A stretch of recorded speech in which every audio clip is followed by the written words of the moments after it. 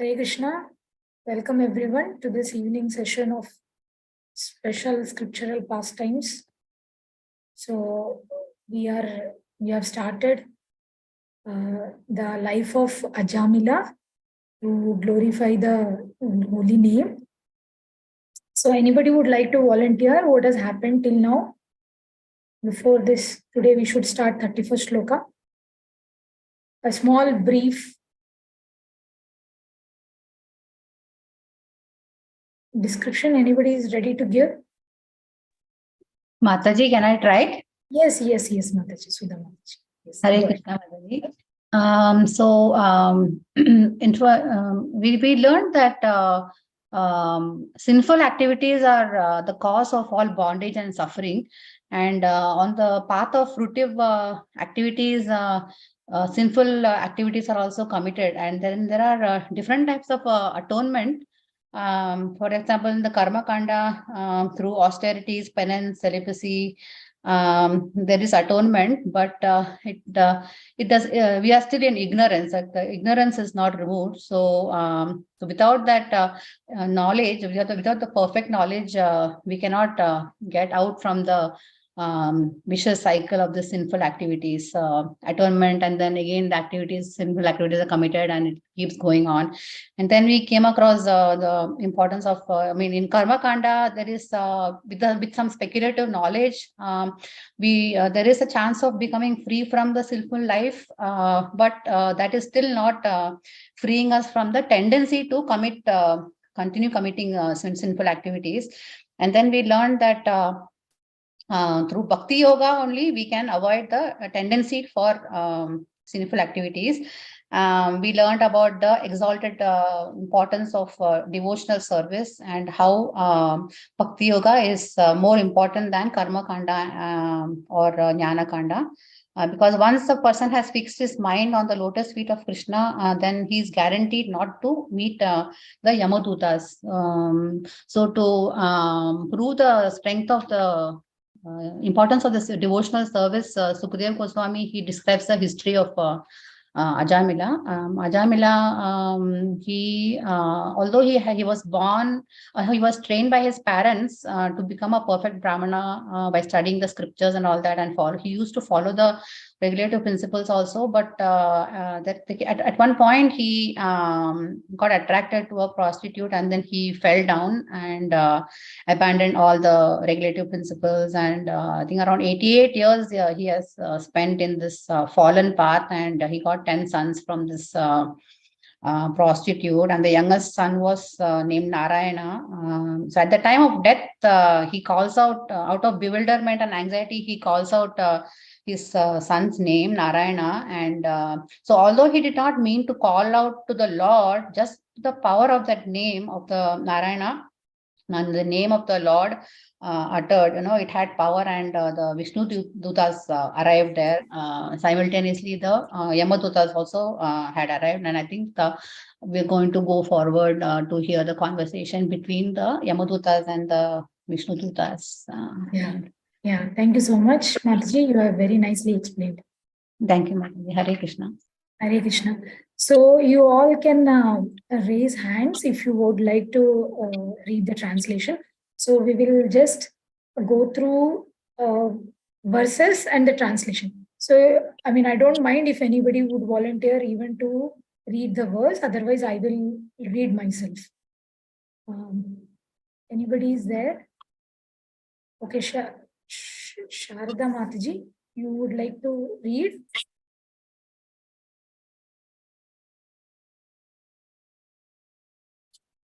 Okay, anybody else? Shall I read, Mataji? Yes. Please go ahead.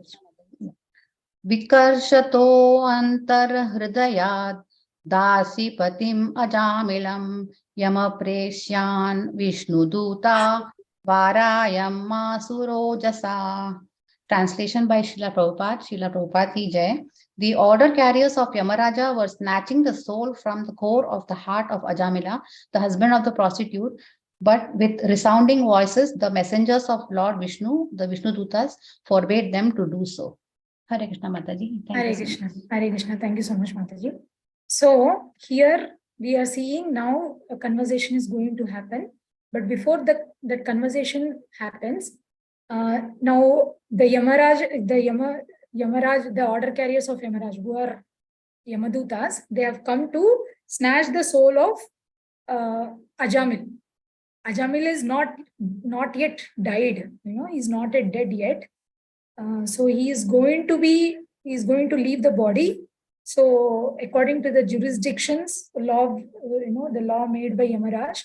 So because Ajamila was a very sinful person, so Yamadutas came to snatch the soul. So Prabhupada mentions in the purport, very beautiful purport it is. So very three important points is being mentioned. The first thing is, how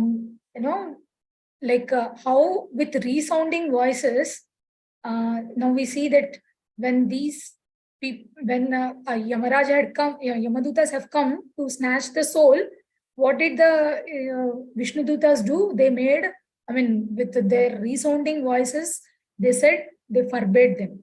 They were not allowing Yamadutas to take the soul of Ajamila.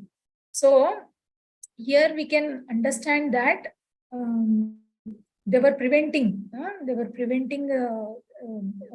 Yamadutas from snatching the soul from the heart of Ajamila.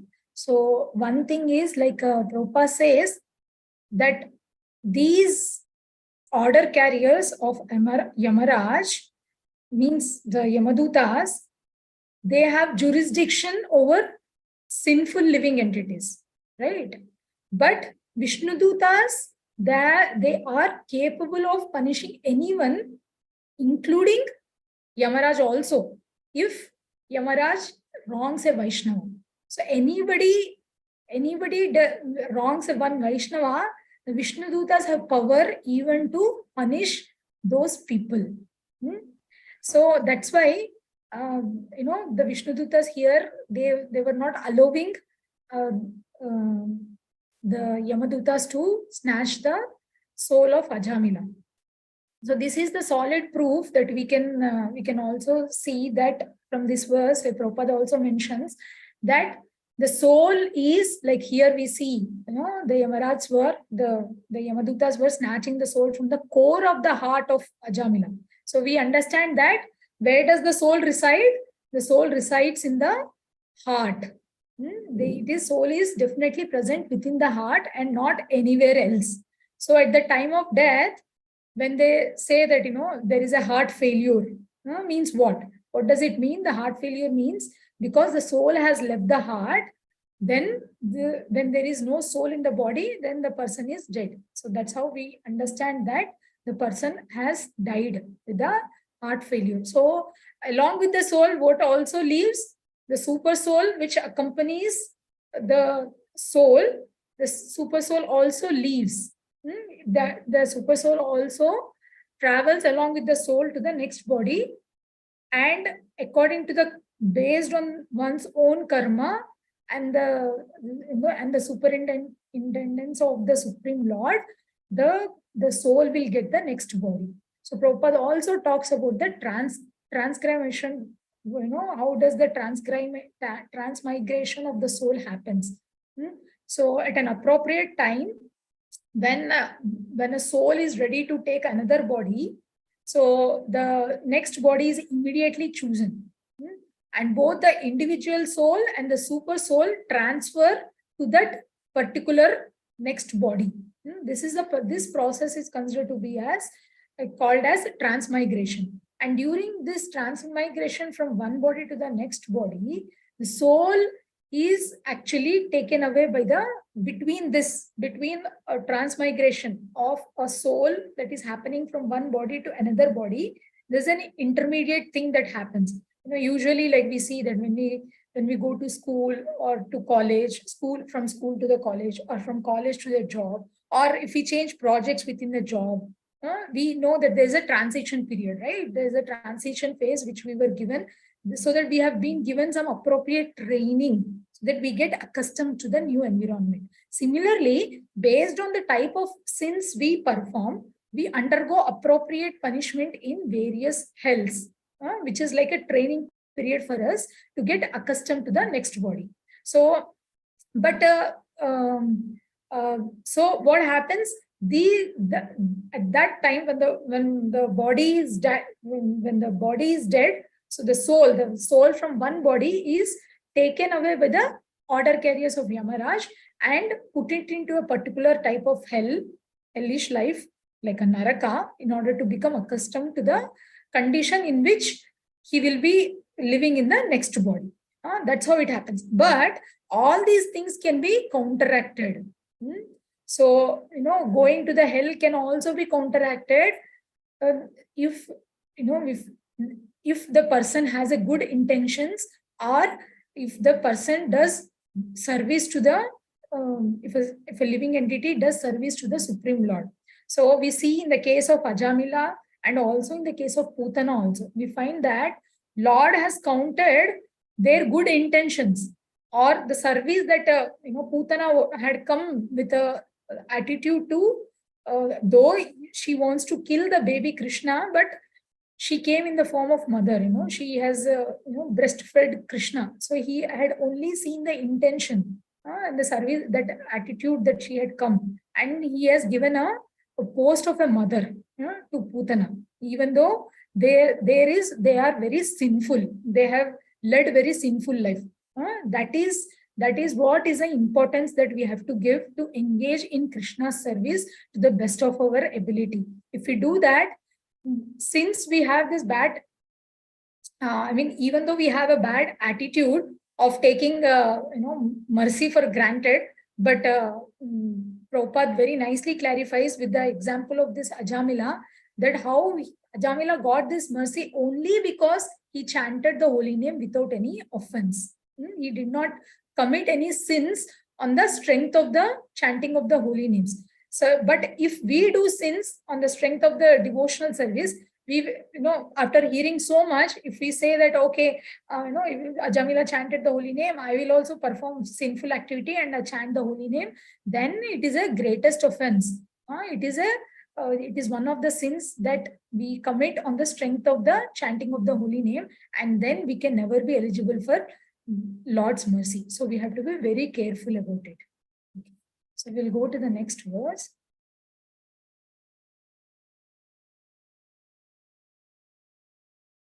Who will read? Who will volunteer? Okay, if nobody is there, I will read. Uchur nisheditastam ste vaivasvata purasaraha iyuyam pratishedharho dharmarajasya shashanam. Translation: when the order carriers of Yamaraj, Divya Desai Mataji, you can read.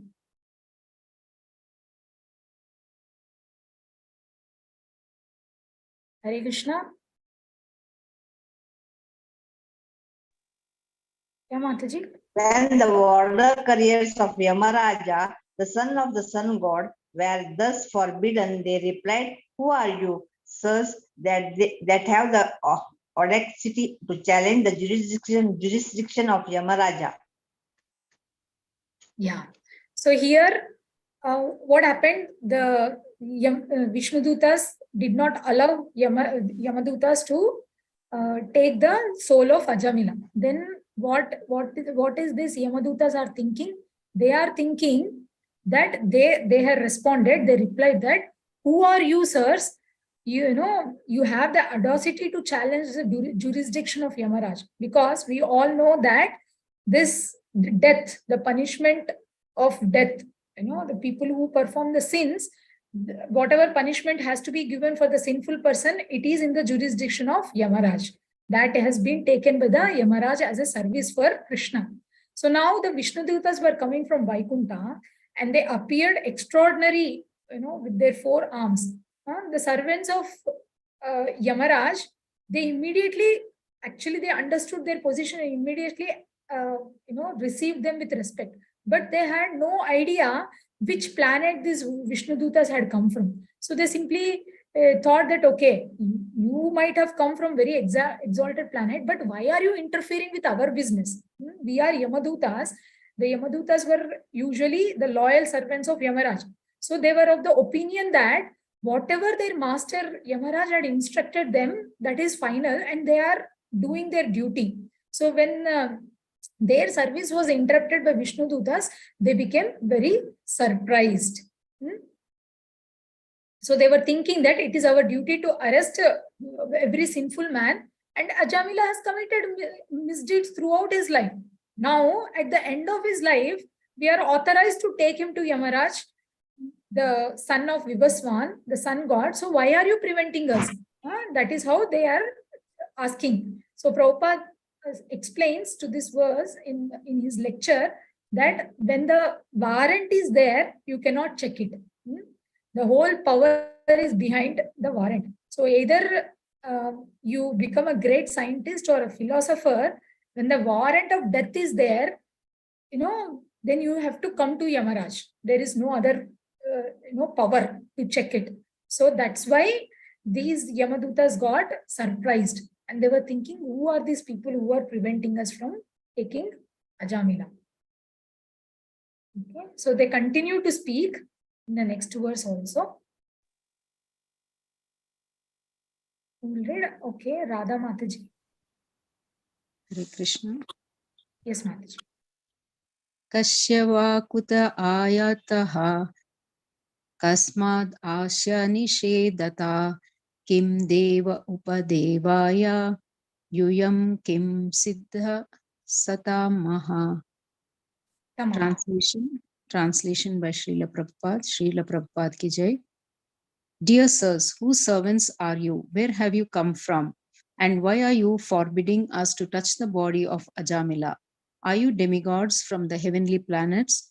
Are you sub-demigods, or are you the best of devotees? Hare Krishna. Hare Krishna, Mataji. Thank you so much. So here Prabhupada uses the word, here the Yamadutas use the word Siddha Sattamaha. So this is very important. Prabhupada mentions Siddha Sattamaha means the best of the perfect.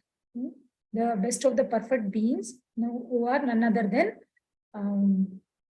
pure devotees. So what is this Siddhas? Siddha is a person like who understand. He is a self-realized person who understands that he is not a body but a spiritual soul. Who knows that Aham Brahmasmi, that concept, that person is considered to be that person is considered to be attained the perfection, and that's why he is called as Siddha. So when one understands that the soul is part and parcel of the Supreme Soul, and he engages in the devotional service of the Supreme Soul, then that person becomes Siddha Sattama. Siddha means a person who understands that he is not a body, but he is a spirit soul. Siddha Sattama means a person who understands that he is not just a spirit soul, but he is also part and parcel of the Supreme Lord, and also engages in the devotional service of the Supreme Lord. So that person is considered to be as Siddha Sattama. So that's why the Siddha Sattama is referred to as a liberated or a pure devotee. Since the Yamadutas, they are the servants of Yamaraj. Yamaraj is also one of the Siddha Sattamas. So they knew that Siddha Sattama is above the demigods and also sub-demigods. And indeed, they are above all the living entities within this material world, because pure devotees are above everyone. So the Yamadutas, therefore, they are inquired that why the Vishnudutas were present where a sinful man was going to die, because they are not supposed to be present in that situation. So it should also be, noted that Prabhupada mentions here that Ajamila was not yet dead. But the Yamadutas, they were trying to snatch the soul, but they could not take the soul. Therefore, Ajamila was not yet dead. So he is only in a Ajamila is in an unconscious state as of now, when the argument is going on between Yamadutas and Vishnudutas. So now we'll see what happens between this, what kind of more argument happens between the Yamadutas and Vishnudutas. We'll read the next 34, 35, 36 shlokas. Anybody would like Yes, to read? Hare Krishna Mataji, I'll Yes, try. Mataji. Yes, you read.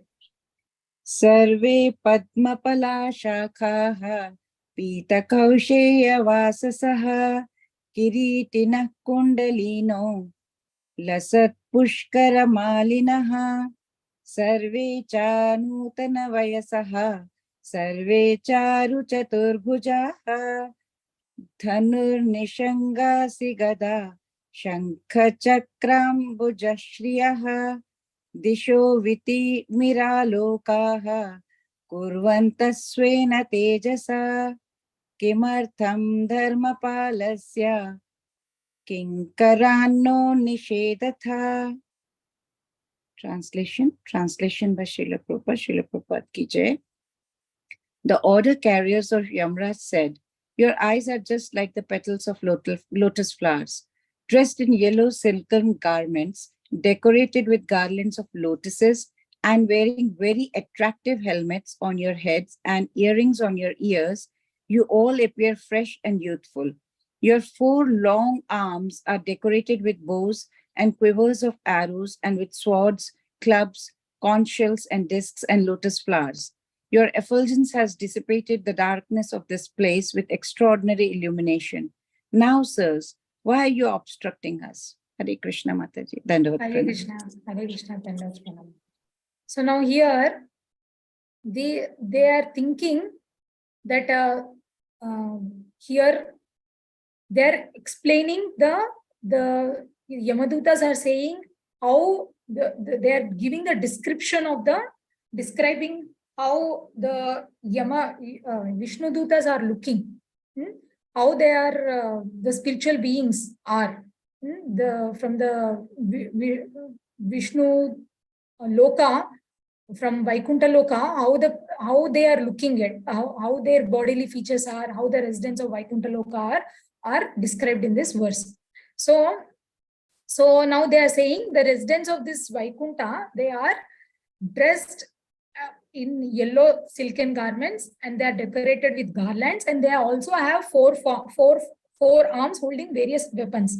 So this is actually, they are actually resembling, these are all the descriptions that we see, that, same bodily features as Narayana. Because why they are considered to be resembling as Lord Vishnu? Because they have attained the liberation of Sarupya. But still they act as though they have attained the liberation of Sarupya. They act as the servants of the Lord. So though they look like a Lord, so we all know that there are 5 kinds of liberation: Salokya, Samipya, Sarupya, Shashti, and Sayujya. Salokya means that after one is promoted to the after liberation. I mean, when one person leaves the body, the person he is promoted to the planet where the Supreme Personality of Godhead resides. That is called Salokya. He is residing in the same planet as Supreme Lord. And Samipya means to remain as an associate of the Supreme Lord. Is a Samipya. Sarupya means it's a liberation where one get a 4-handed form exactly like that of the Lord. Where now we are seeing that Vishnu Dutas have the same form. All the residents of Vaikuntha, they all have 4-handed form. They look exactly like Lord Vishnu only. But only one difference is they have awe and reverence towards the Lord. They don't have Kaustubha jewel also.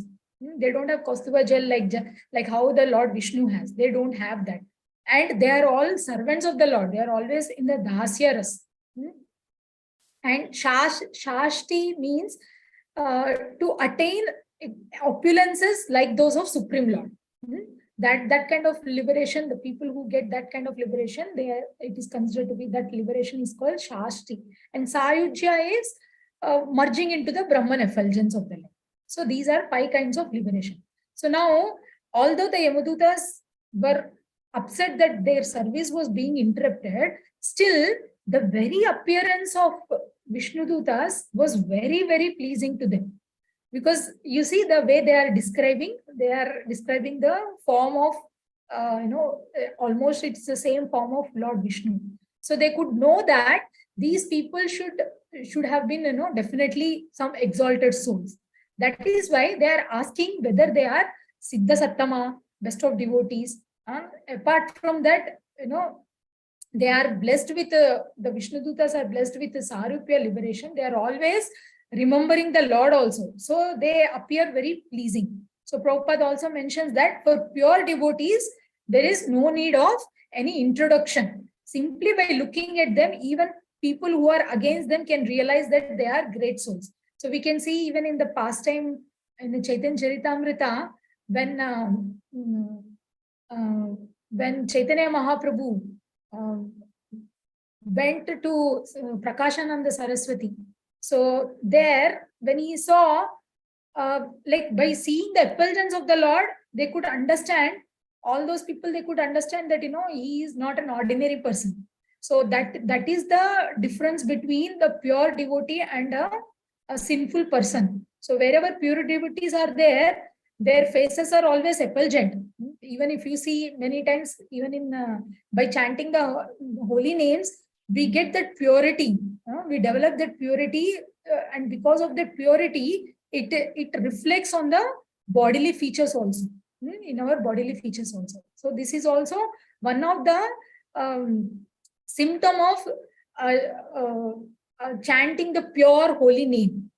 One of the symptoms of a pure devotee who chants the holy name of the Lord and who serves the Supreme Lord. Okay, so we'll read the next shlokas.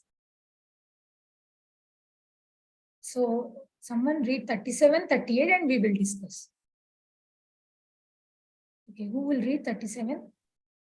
Yeah, Krishnamurti Prabhu. May Mataji? Yeah, Krishnamurti Prabhu, go ahead.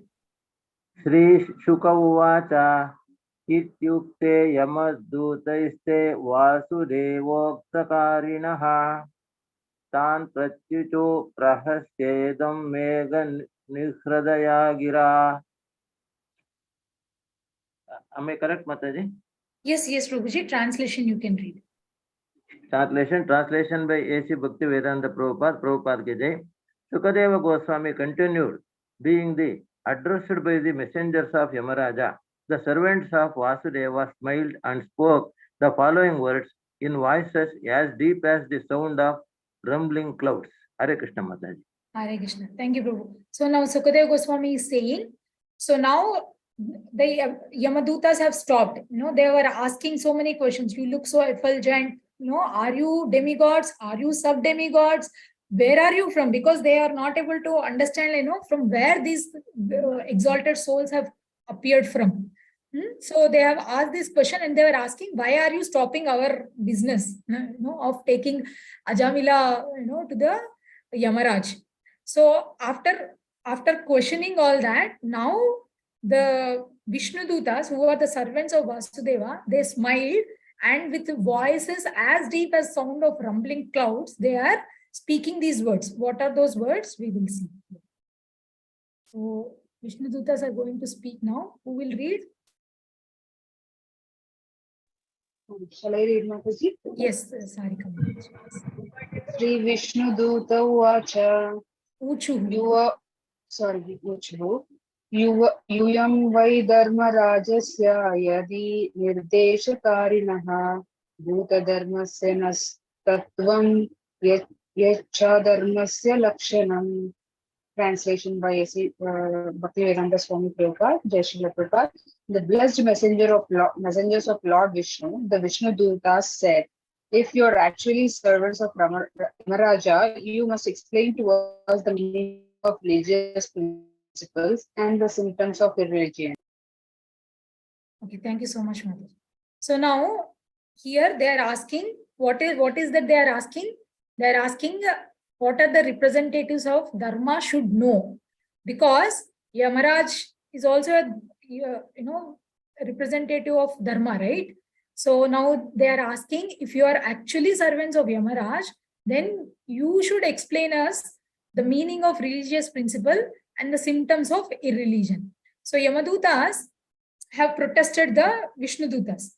So you are so exalted that, it is not very good for you people to interfere with our business. So now the Yamadutas were surprised to see that Vishnudutas, although exalted souls, they were stopping the rule of Yamaraj. Similarly, the Vishnudutas were also surprised. Not only the Yamadutas were surprised, but here Vishnudutas were also surprised that these people are claiming to be servants of Yamaraj, who is the supreme judge of religious principles, right? Yamaraj is a Dharmaraj. He is a Dharma personified. And how come being a servants of Yamaraj, they were unaware of the principles of religion? That's why Vishnuduta smiled and they were thinking, what is this nonsense they are speaking? If they are actually servants of Yamaraj, they should know that Ajamila is not a suitable candidate for them to carry on. Because why? They see, by chanting the holy names of the Lord, Narayana, just one name of the holy name is so powerful that all the sins that he has committed, Ajamila has committed so far in his whole lifetime, it has been nullified. That is the power of the holy name. The one name of the Lord is enough to subdue all the, or not even subdue, to eradicate all the sinful reactions that we have committed from many lifetimes. That's why in this Kali Yuga, it is propagated to chant the holy names of the Lord. Just by chanting the holy names of the Lord, which is a Maha Mantra, Hare Krishna Maha Mantra, Hare Krishna, Krishna Krishna, Hare Hare, Hare Rama, Rama Rama, Hare Hare, one can just get rid of all the sinful reactions. And also the Mataji in the beginning, she has also explained, Sudha Mataji, that one can even eradicate the propensities of sinful proclivities, sinful propensities, that whatever we have within our heart will get eradicated by chanting the holy name of the Lord. So that is the power of the holy name. So now here Vishnudutas have began to speak in the grave voices that, you claim to be representative of Dharmaraj, who is a superintendent of death and who is a maintainer of religion, and you accuse us that we are interfering into your business. And so you please explain. So kindly explain what is Dharma. They are asking, right, what is Dharma or religion, and what is Adharma or irreligion. So they are asking what is Dharma and what is Adharma, what is religion and what is irreligion. If you are actually representatives of Yamaraj, then you can answer this question. So this inquiry, which is put by the Vishnudutas to the Yamadutas, is very important. Prabhupada mentions this. So he says that the servant should know the instruction of his master, right? Once we say that we are following my master is so and so, whatever the servants are saying, they have to follow exactly what their master is saying. So the Vishnudutas very intelligently ask them to explain religious and irreligious principle, because they are claiming that they are the servants or order carriers of Yamaraj. So, but Prabhupada mentions that, so who is actually, what is Dharma? Dharma means what? What is the principle of religion? What is actual Dharma and what is irreligion? Prabhupada mentions here. So what is actual Dharma? Dharma is, in Bhagavad Gita, Krishna says, Sarva Dharman Parityajya Mahamekam Sharanam Raja. So give up abandon all varieties of religion and just surrender unto me. That is the supreme Dharma. That is the actual principle of religion. So those who have surrendered to the, if someone surrenders to the demands of the material nature instead of Krishna, they are all impious and they are considered to be following irreligion. But whoever is surrendered to the Lord and whoever is surrendered to the instructions of the Lord, then that person is considered to be following the religion. So that's why the question that is posed by these Vishnudutas is very suitable. So, one should, one who is representing someone else must fully know that person's mission. Similarly, Prabhupada mentions that devotees in Krishna conscious movement, they should also be fully aware of the mission of Krishna and Lord Chaitanya, and also the philosophy of Krishna consciousness. Because when we are following Krishna consciousness, we should know what actually Krishna consciousness is all about. Because Amaraj, who is a representative of Dharmaraj, he knows everything because he is one of the Mahajans. So Mahajan is someone who understands the Vedas and who also understands the, what is religion, what is irreligion. So one should not claim, that, I am following Krishna conscious movement or I am following the Dharma, but you start doing, irreligious activities. That is not, or sinful activities. That is not considered to be following in the order of the representative. Okay. So it continues, then we will continue to read the next shloka, 39 shloka. So they further ask, they don't stop there, they are still asking further questions. Okay, who will read? Okay, Mataji, shall I? Hare Krishna. Yeah. Katham svitriyate dandaha kim vasya sthanam ipsitam dandya kim karina sarve aho svitkati chindrinam. Translation by Srila Prabhupada. Srila Prabhupada ki jai. What is the process of punishing others? Who are the actual candidates for punishment? Are all karmis engaged in fruitive activities punishable, or only some of them? Hare Krishna. Dandavat Pranam Mataji. Dandavat Pranam Mataji. Thank you so much. So here now, they are asking, the law enforcement. So they are asking, one who has power to punish others should punish everyone. So, Prabhupada mentions there are innumerable living entities. So some are liberated, some are not liberated. So out of this 8 lakh species, 8 lakh species, some are lower beings and some are higher beings. And human beings, those who are lower beings, they are not punishable because they come under the jurisdiction of laws of material nature. They are automatically evolving. But in that 84 lakh species, we also have human beings. So, but human beings have advanced consciousness. So, and because of their advanced consciousness, they are responsible for their actions. But because they are responsible for their actions, can we punish all humans? So, no, not everyone comes under the jurisdiction of punishment.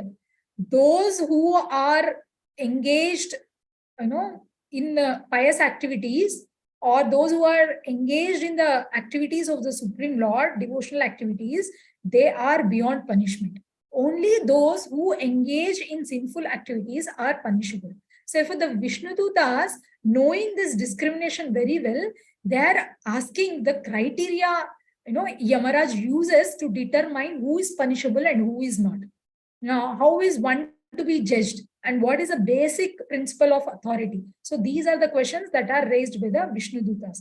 Now you see that actually why they are asking like that, because the Yamadutas felt that they were faultless because they are just following the orders of Yamaraj, who is also faultless.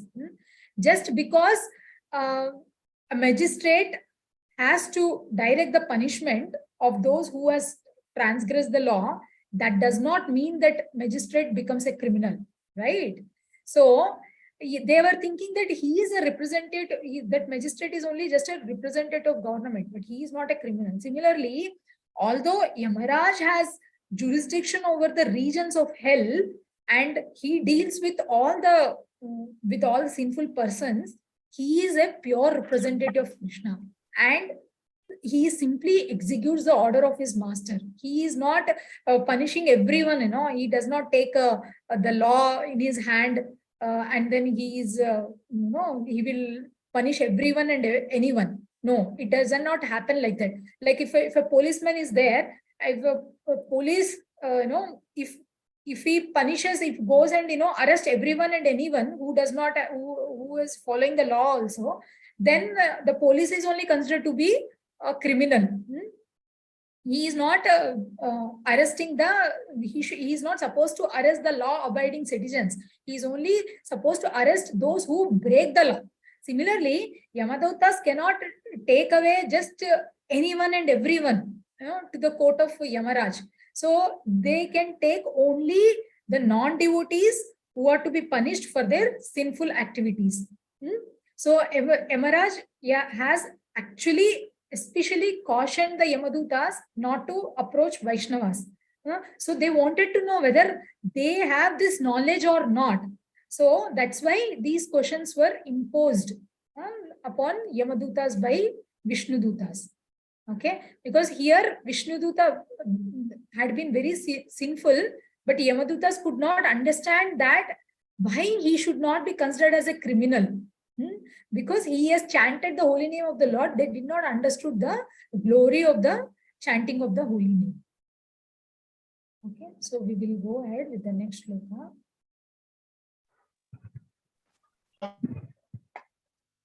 So now Yamaduta is going to speak after hearing everything. Yes, Vrishabhanu Mataji. Yes, Mataji, scroll it. I want to read in Sanskrit only. Yes, thank you, Mataji. Hare Krishna, Dandavat Pranam. Yamaduta Uchuhu Ved Pranihito Dharmo Yadharmastad Viparyayah Vedo Narayana Shakshat Swayambhur Iti Shushrumah. Translation by Prabhupada.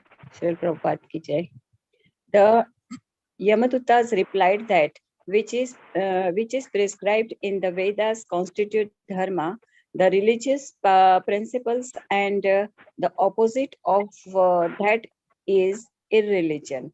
The Vedas are directly the Supreme Personality of Godhead, Narayana, and are self-born. This we have heard from Yamraja. Hare Krishna. Dandavat Hare Pranam. Krishna. Hare Krishna. Thank you so much. So now Yamadutas are replying, what is dharma and what is adharma. So what are they saying? They are saying that whatever is prescribed in the Vedas is considered to be as dharma or religious principle, and whatever is not, then that is called adharma or irreligion. And they are also saying that the Vedas are directly coming from Supreme Personality of Godhead, Narayana, and they are self-born. This is what we have heard from the Yamaraj. So they are perfectly answering. So they are not there. They already said they are. They have heard from. They are also giving that what they have heard from Yamaraj. So whatever they have heard, they are speaking as it is. There is nothing manufacturing. They are not concocting anything. They are not saying that no, this is my opinion, and I think it means religion means this. Religion means that. No. So they are telling whatever we have heard from Yamaraj. That's why this word Shushruma is very important. The Shushruma word is so important in this verse. It is saying that we have to understand God by the process of Shushruma, hearing from the authorized representative of the God. So even in the Bhagavad Gita, we see that Krishna said, Krishna told that how he said that how this science of yoga has come. He says in the 4th chapter, 1st shloka, that imam vivasvate yogam proktavan aham abhyayam vivasvan manave praha manur ikshvate bravit. So he says that I instructed this imperishable science of yoga first to the sun god, and then it went to the Vivaswan, and from Vivaswan it went to the Manu, and then from Manu has instructed to Ikshvaku. So this is the way to understand the Vedas, by hearing from the proper authority. And then Krishna also says that the chain of, there was a chain of disciplic succession was broken in between, and that's why I'm repeating that again, that Vedas to you, Arjuna. So similarly, the Yamadutas were claiming that the Vishnuduta should not stop them, because because Yamaraj is a bona fide authority. Yamaraj is one of the Mahajans, great personalities. So Mahajan is what? Who is Mahajan? Mahajan is one who understands both material and spiritual affairs. He is a Vaishnava, but what Yamaraj is doing? He is doing a thankless task to punish all the souls who are performing sinful activities. He's just a faithful servant of Supreme Personality of Godhead. So his task is only to chastise sinful persons. So these Mahajans, they know everything. And the scriptures also say that one should follow Mahajana Yena Gatasya Panta. So the Shastras advise us to follow the Mahajans. So these authorities, why we have to follow these Mahajans? Because these authorities know exactly who God is, and they can direct us to Supreme Personality of Godhead. Like in the Srimad Bhagavatam, 12 Mahajans were mentioned. Who are they? Lord Brahma, Narada Muni, Lord Shiva, 4 Kumaras, Kapila, the son of Devahuti, who is that Kapila, and then Swayambhuva Manu, and Prahlad Maharaj, Bhishma Dev, Janak Maharaj, Sukadev Goswami, Bali Maharaj, and Yamaraj is also mentioned there. So these authorities, they exactly know who God is, and therefore we follow the Shastras, whatever. If you see the Sukadev Goswami also, he has taught Parikshit Maharaj, what is required for him, who God is. He has explained all the greatness of the God and even the sweetness of the God in the Srimad Bhagavatam, and helped Parikshit Maharaj to achieve the supreme goal of life. So without following these Mahajans, it is impossible to know the gods, because we cannot understand the path of religion by our mental speculation. The religious principles are spoken, are enunciated by Supreme Personality of Godhead only. We all know dharmam tu sakshat bhagavad pratinam, it is pranitam. So it is spoken, it is given by the Supreme Personality of Godhead. So therefore, the real religion means what? To abide by the Supreme Lord and the instructions of the Supreme Lord and his representatives. So, but Mundanika, what Mundaka Upanishad says is, Prabhupada mentions about this in the purport, that everyone in the material world is puzzled about what religion is. Actually, what dharma is, nobody knows. So for that, what Mundaka Upanishad says, it says that one should approach a guru. Tad vignartam sa gurum eva vi gacche. So if someone wants to learn the transcendental science, then they have to approach the guru. There is no exception. So one cannot say that, I'll not go to the spiritual master, but I will learn everything. No, it doesn't work like that. So one should, Krishna also says, like, one should take a shelter of a guru. Tadvidhi pranipatena pariprashnena sevaya. So he says that we must surrender to the spiritual master, to a guru, and we should make a submissive inquiries from him and render service to him. Then only the real spiritual knowledge will be imparted to us. Then only we should be able to understand the real spiritual knowledge. Like, for example, we see in the Shastras, Sanatan Goswami, he has approached Lord Chaitanya Mahaprabhu to become his disciple. But before Sanatana Goswami surrendered himself, he told to the Supreme Lord, Lord Chaitanya Mahaprabhu, that, "Oh, my dear Lord, when I was a minister, people used to address me as a learned man. And so I also accepted that, I was learned and intelligent. But actually, I'm neither learned nor intelligent, because I don't know what I am, who I am. That is the result of my learning. I know everything except who I am and how to get out of this material condition of life." So that much with humility he has submitted himself to Lord Chaitanya Mahaprabhu. That has melted the heart of Lord Chaitanya Mahaprabhu, and he has bestowed all his powers unto Rupa and Sanatan Goswami because of their humility. So but what happens to us in the modern society? So we think that, when we get some degrees, like when we are a PhD, when we have some when we get some degrees in the university, we become graduates. We think that we are very learned. But if we ask the same PhD or these graduates to explain who he is or what is the purpose of life, they'll not be able to tell anything. They'll only tell the bodily designations. I'm American, I'm a male, I'm female, I have this, I have that identification. They'll just make a fool of themselves, but they will not know anything. So the Vedic literature advises first that, first of all, that Guru is not a plaything. One should not think that I must have a Guru because it is a passion. No, but one should have a Guru because they need to obey the order of the Guru. So one must seriously find out who is a bona fide spiritual master, who can solve the problems of your life. Only when one is serious about getting out of this, samsara of blazing fire of this material existence, should one approach a spiritual master. Otherwise, one should not waste anybody else. So the servants of Yamaraj have replied very, quite appropriately here. They did not manufacture any principles of religion or irreligion. Instead, they explained what they have heard from their spiritual master, who is Yamaraj. Okay. So we'll read the last verse now. 41.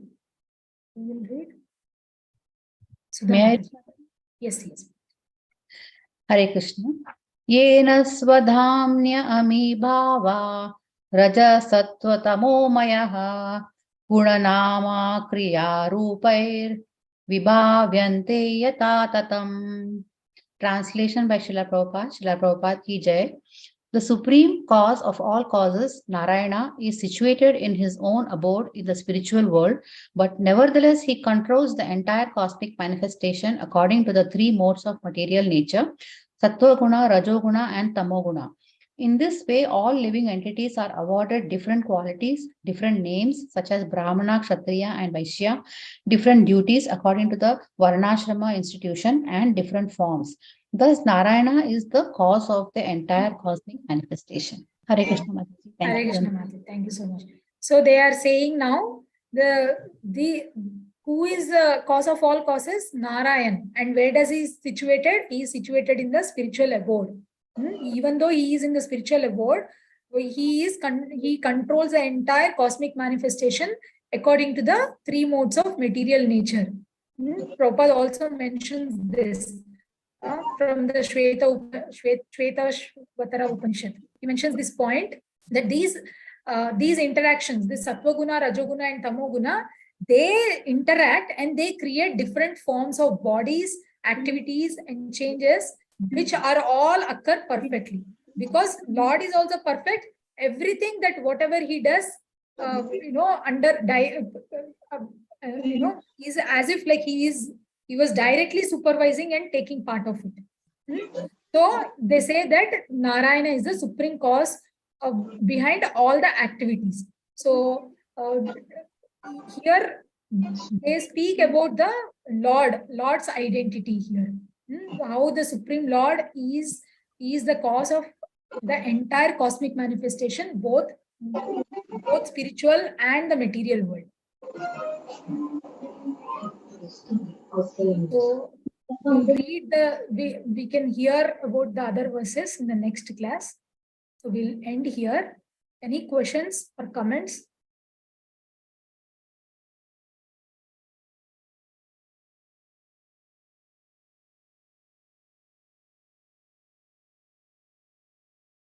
Hare Krishna. Hare Krishna Mataji. Just Yes, a small doubt, small question. Yamudutas, when they come to take the soul, I mean, is death really a punishment? Is it like is it a punishment, or everybody have to go through that? That part I didn't understand. Is it like always a punishment? Yeah, death is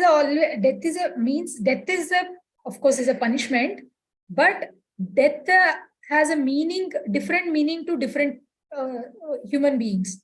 So people who are committing sinful activities, for them the death becomes a punishment, and the people who are pious people, I mean, who are doing pious activities, for them they will be elevated into a higher planetary systems. So they will not get any punishment. They are beyond the jurisdiction of Yamaraj.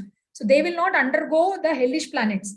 But the people who perform the sinful activities, they have to go through this punishment of Yamaraj. You got the point, Mataji? Difference? Yes. Thank you, Mataji. Hare Krishna. Hare Krishna. Okay, thank you so much for your patient hearing. Vandra Srimad Bhagavatam ki jai, Srila Prabhupada ki jai, Vamcha Kalpatarupesha Kripa Sindhubhyo Patitanam Pavanebhyo Vaishnavebhyo Namo Namaha. Ananta Koti Vaishnav ki jai. Hare Krishna. Hare Krishna Mataji. Thank you so much. Hare Krishna, Mataji. Thank you so much, Mataji. Dandavat Hare pranam. Krishna. Hare Dandavat Krishna, pranam. Thank you, Mataji. Thank you so much, Mataji. Hare Krishna.